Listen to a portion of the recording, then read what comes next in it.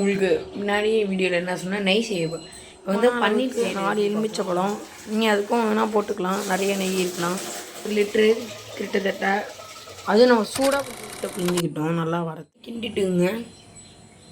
கிண்டிட்டோன்னா நமக்கு கொஞ்சம் நல்லாயிருக்கும்.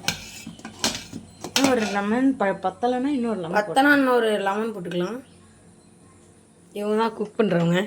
தனியாக எடுத்து இப்படி வச்சிங்கன்னா உங்களுக்கு பன்னீர் ரெடி ஆகிடும். மறக்காமல் லைக் பண்ணிடுங்க. வெயிட் வச்சிங்கன்னா வச்சுங்களேன், சுட தண்ணியை சுட வச்சு வைக்கக்கூடாது. பச்சை தண்ணியை பிடிச்சி வச்சிங்கனாலே கரெக்டாக வந்துடும்.